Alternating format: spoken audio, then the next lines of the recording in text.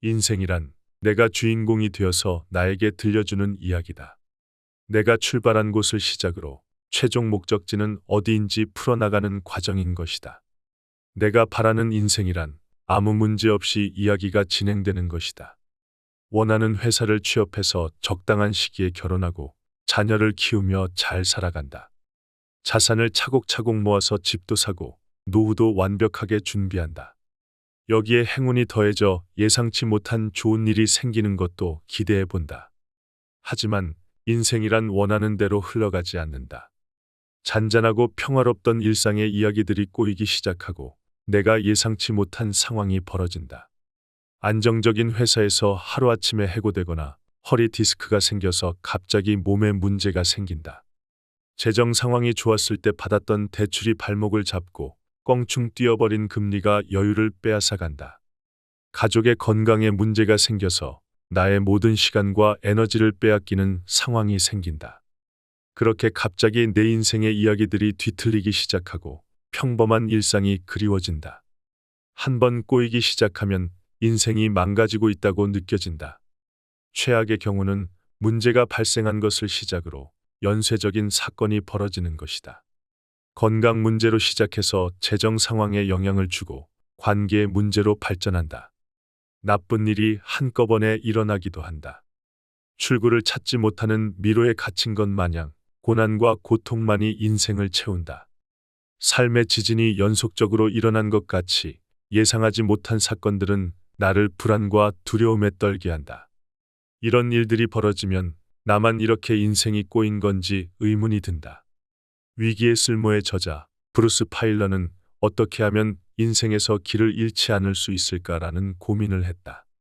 이를 위해 라이프 스토리라는 프로젝트를 시작했다. 그는 3년 동안 미국 전역을 다니면서 225명의 인생 이야기를 모았다. 총 1000시간 분량의 인터뷰가 수집되었고 12명의 팀원과 수집한 인생 이야기를 1년 동안 분석했다. 분석 결과 한 사람이 인생에서 겪는 삶의 균열은 평균 36개이다.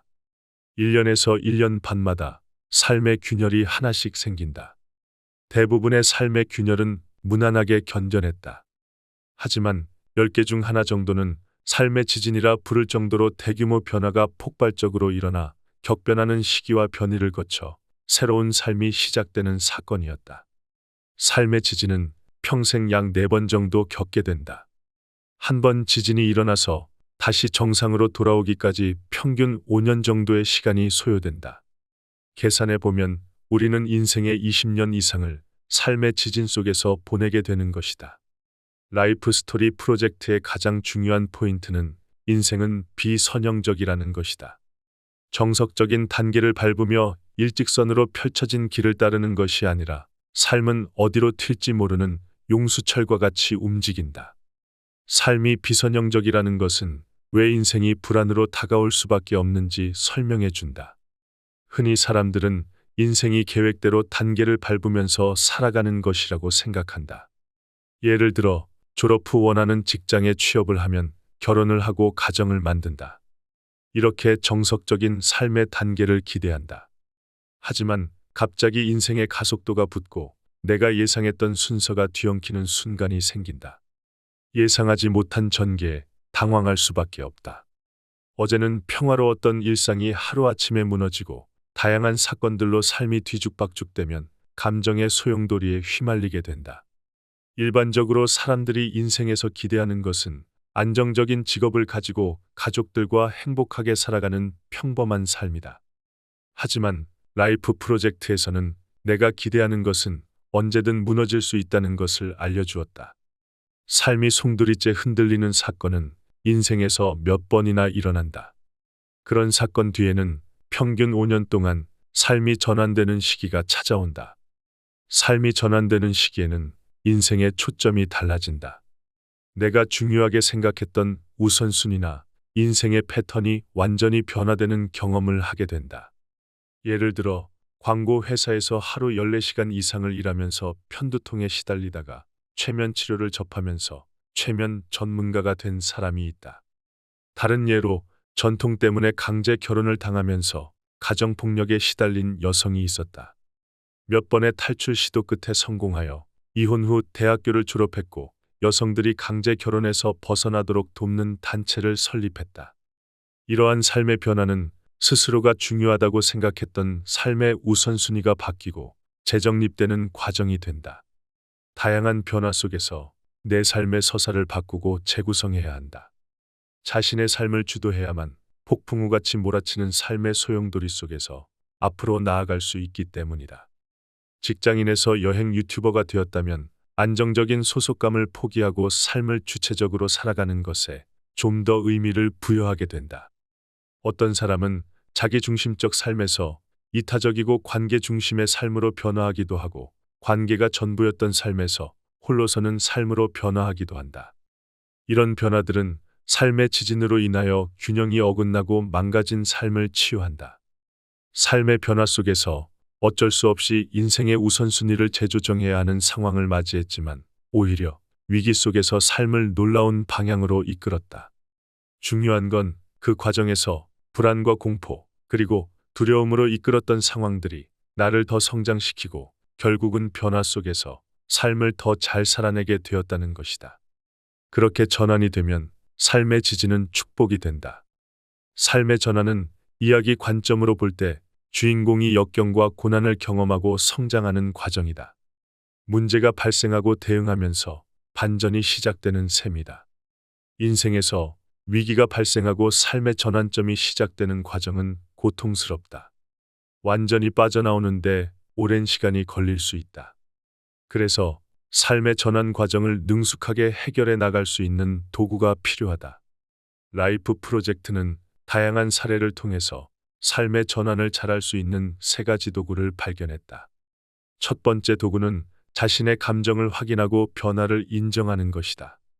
라이프 프로젝트에서는 수백 명이 넘는 사람의 눈을 보면서 직접 질문했다. 전환의 시기에 가장 견디기 힘들었던 감정은 무엇이었나요?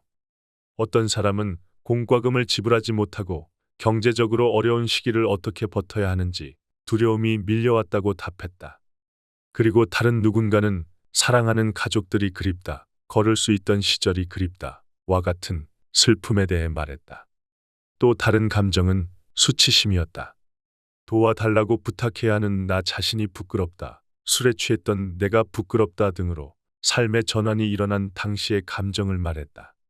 폭풍 같은 감정 속에서 사람들은 삶이 변화되는 것을 거부하고 부정하고 회피하기도 했다.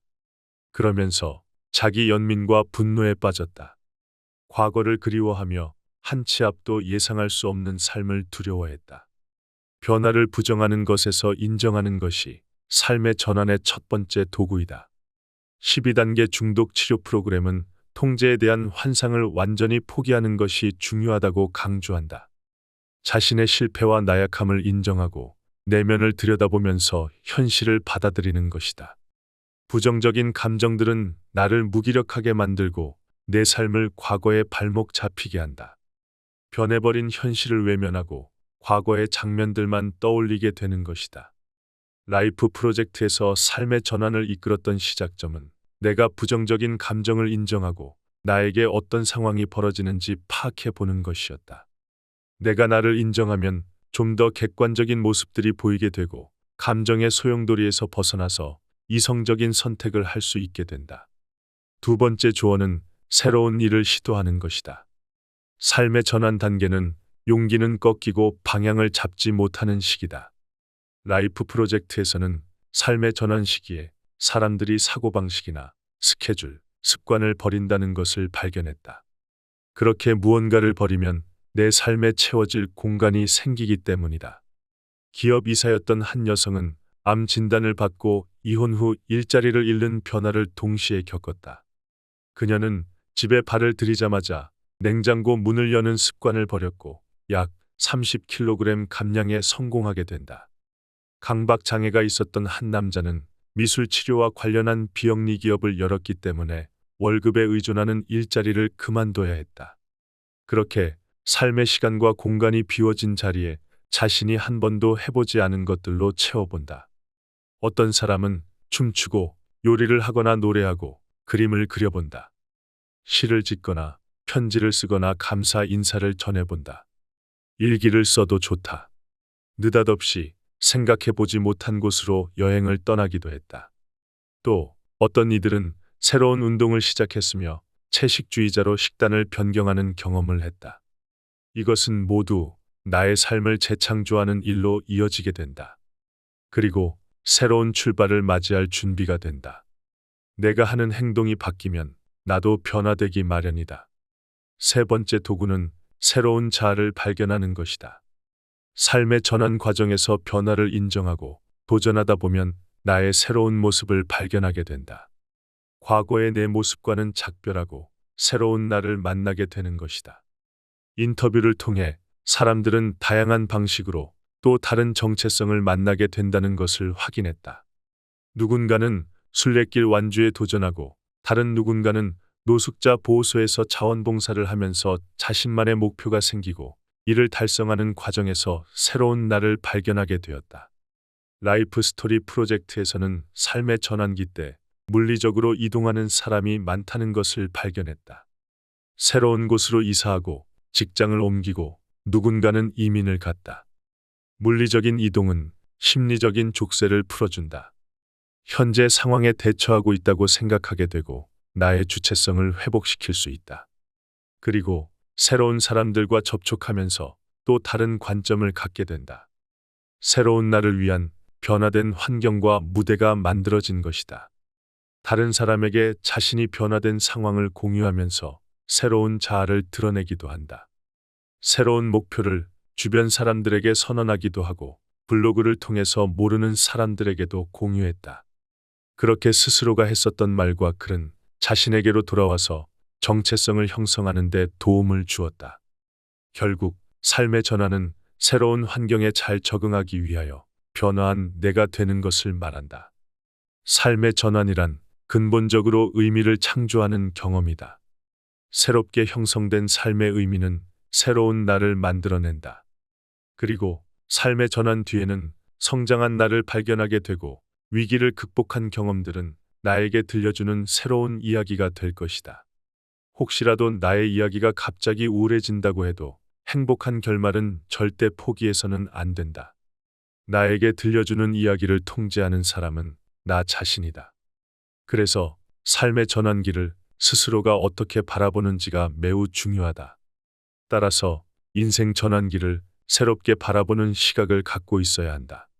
그저 버텨내야 하는 비참한 시기라고 생각하는 것이 아니라 본질 그대로 바라보아야 한다. 삶의 상처받은 부분을 치료하고 재건할 수 있는 시기이며 나의 이야기가 절정에 근접해 있음을 알 수 있다. 인생이 평화롭다는 생각이 들 때 삶을 흔드는 사건들이 발생한다. 건강, 경제적인 문제, 인간관계에서 발생할 수 있고 내 인생을 망칠 것이라는 느낌이 강하게 든다. 하지만 괜찮다.